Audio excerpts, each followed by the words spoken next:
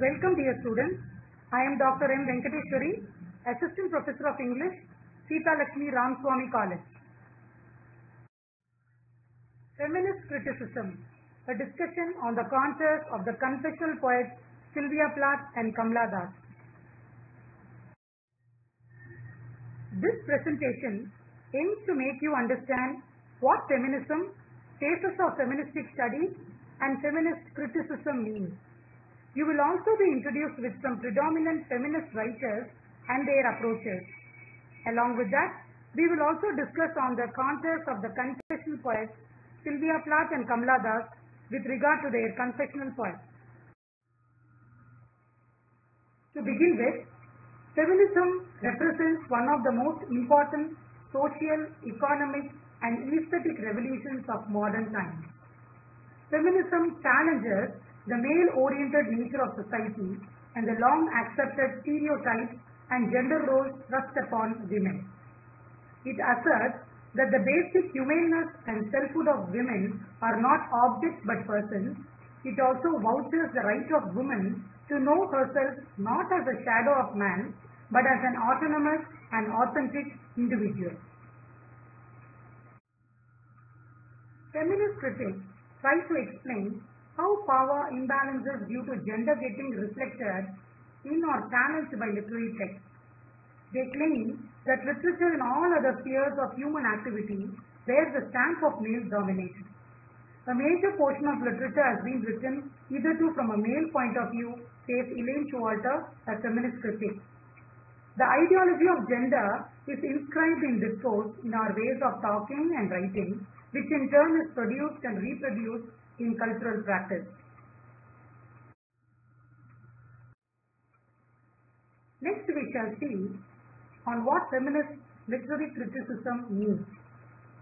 It means reading as a woman, writing as a woman, and responding to the way woman is presented in literature.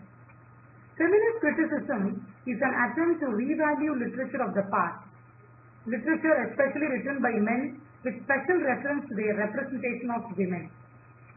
Feminist scholarship has two concerns.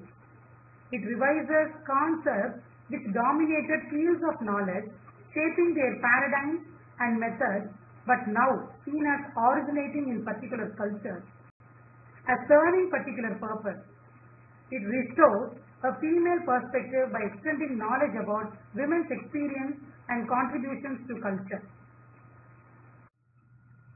A number of feminists have concentrated not on the woman as a reader, but on what Elaine Showalter calls gynocriticism. It is a criticism which concerns itself with developing a special framework for dealing with works written by women. Students, here is a mind master chart on the concerns of the gynocritic. It identifies the distinctive feminine subject matters in literature written by women. It uncovers in literary history a female tradition expressed by a subcommunity of women writers with the support of early women writers in providing models and emotional support to their own readers and successors. It shows that there is a distinctive feminine mode of experience or subjectivity in thinking, feeling, valuing, and perceiving oneself and the outer world. It specifies the traits of a woman's language or distinctly feminine style of speech and writing in sentence structure, types of relation between the elements of a discourse, and characteristic figures and imagery.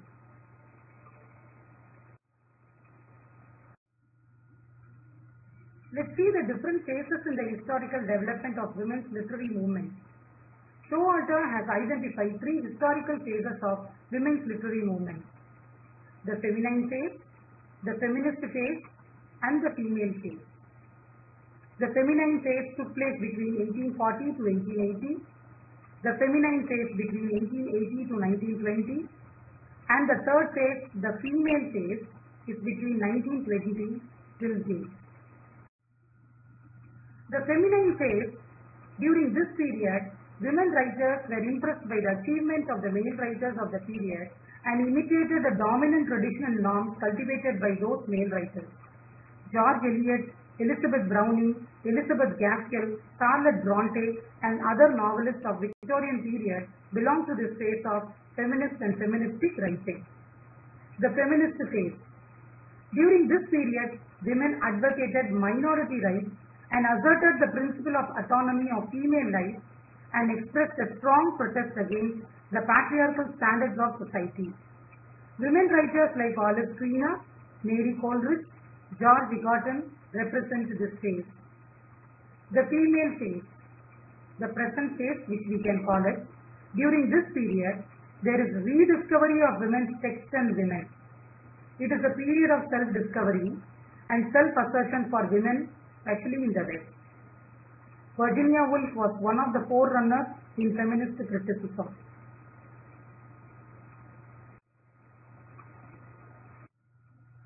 Third wave feminists, authors and critics argue that feminism's meaning has changed considerably and needs to now be viewed with a different perspective. They believe that women need to rise above concerns about equality merely in jobs, education or family settings. Instead, third wave feminists argue women need to raise their voices and fight for their rights.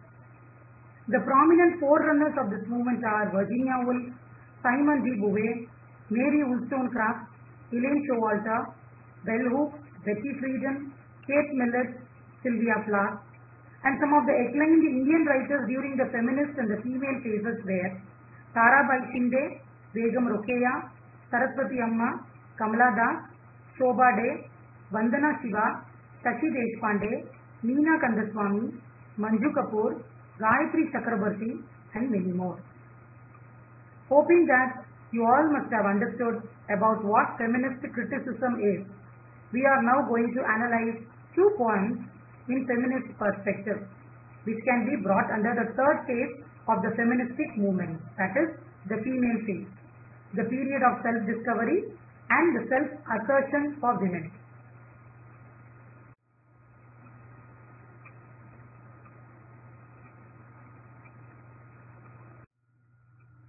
Mirror by Sylvia Plath, a feministic approach.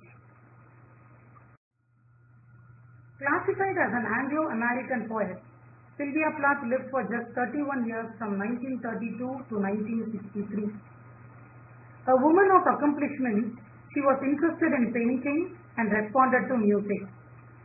Analyzing her personality, one cannot but conclude that she was a sufferer from schizophrenia, which in consequence made her an introvert, craving for love, which she felt not reflected in her life. Due to this factor, she felt unborn, which is reflective in all her writings.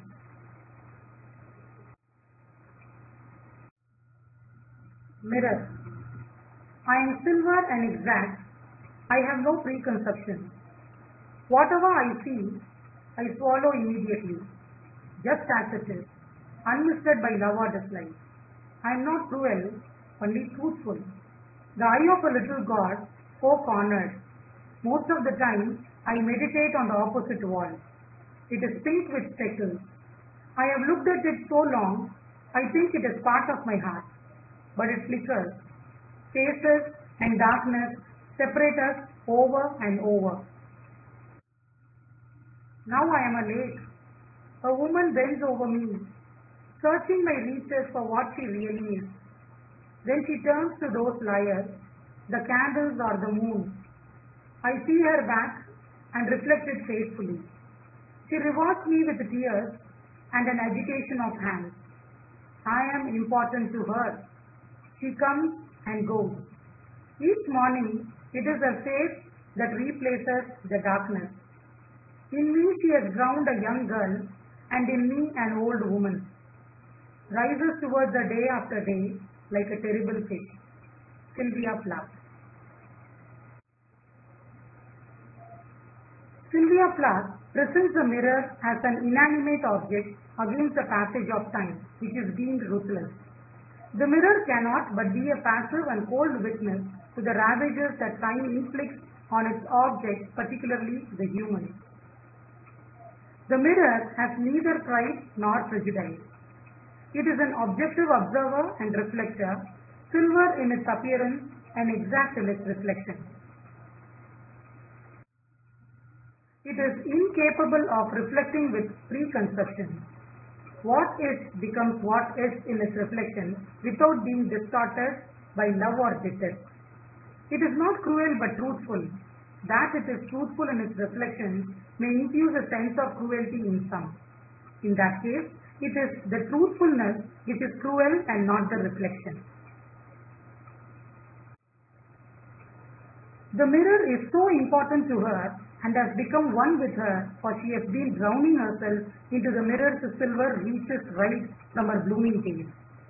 Now that she has become old, oldishness itself emerges from the mirror, from its silvery sea like a terrible face. The mirror is a metaphor for the self. The self knows its being and the possibilities of its becoming. The self, like the mirror unmisted by love or dislike, knows the true nature of its refuge.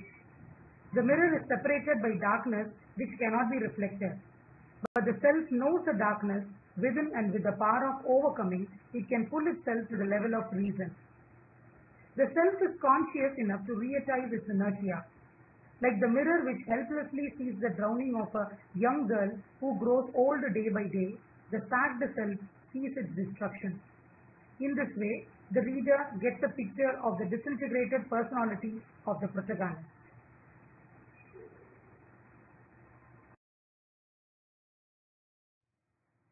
The next poem that we are going to analyze in Feminist Approaches, My Grandmother's House by Kamala Das.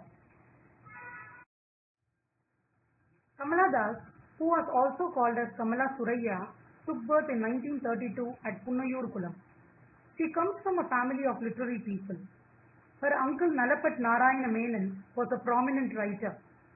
Frank, bold and controversial in life and literature, Kamala Das, an Indian feminist writer, made enormous contributions to the growth of Indian poetry in English in the 20th century by adding a feminist dimension to it. Her first book of poetry, Summer in Calcutta, appeared in 1965. The poems of Kamala Das express various strains of emotions. We see glimpses of a complex personality, a playful child, a confused adolescent, and a frustrated woman whose search for love seems to lead nowhere. In her poems, Kamala Das, like all good poets, displays excellent control over her words.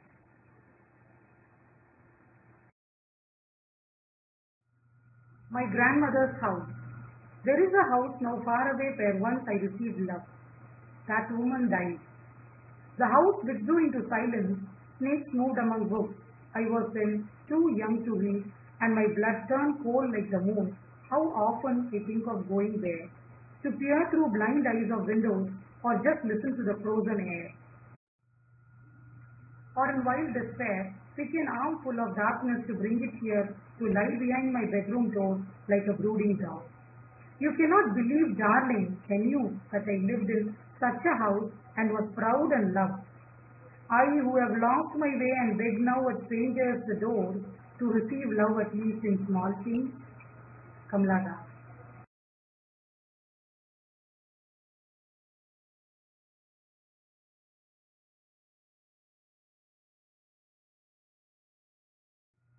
A retreat into the past is a preoccupation with Kamala Das.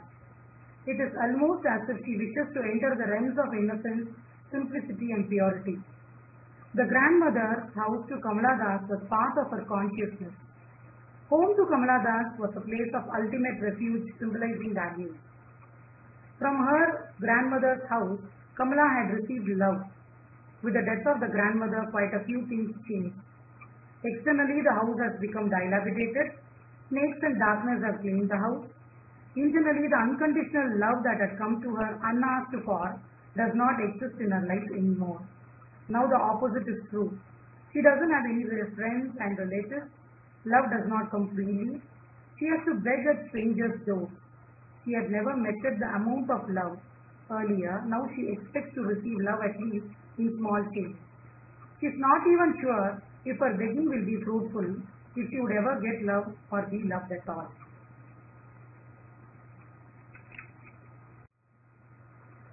There is a quiet strength in Kamala Das's words, an unabashed candor and poignancy in the way she expresses her feelings. All her poems are confessional and extremely personal. She writes about her private anguishes, often experienced horrors and rare joys of love in an effortless manner. A poetry with a personal reference focusing on extreme moments of individual experience, the psyche and personal trauma is described to be confessional writing. Kamala Das and Sylvia Plath usually attribute this style in most of their writings and thus known to be the confessional poets.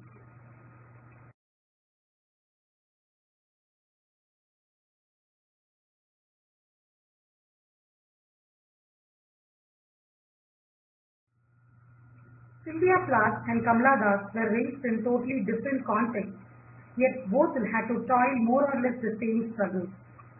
Being bold, they protested and expressed their vexations, rancor and isolation through the medium of their writing. Their journeys were the same, though with different endpoints. What is common between them is their resistance to traditions and male-dominated society. The difference lies in their style of protest. While the issues addressed by Plath are very broad, the range of themes and concerns dealt with by Kamala Das are comparatively narrower. Plath likes to use symbols to express her biography, whereas Kamala Das uses realistic biographical details in her writing. What their poems reveal again and again is their tremendously aggressive pressure to gain control of their own psyches. Each of their poems portrays in different but parallel settings, a momentary ordering of the symbols of life and death. Both are tremendous writers. Their writings leave readers pondering over the unfinished business of life. They stand as one of the best torchbearers of the female faith. Why do we undertake feminist studies? The purpose of undertaking feminist studies. By considering literature and the world around us from a feminist perspective, feminist critics seek to make us more aware of our society's attitudes towards women, especially in cases where current attitudes harm or otherwise marginalize women. It helps even to recognize women's value and their contributions to literature and society. Feminist criticism seeks to elevate women to their rightful place in society as contributors to and important elements of literary work and society writ large.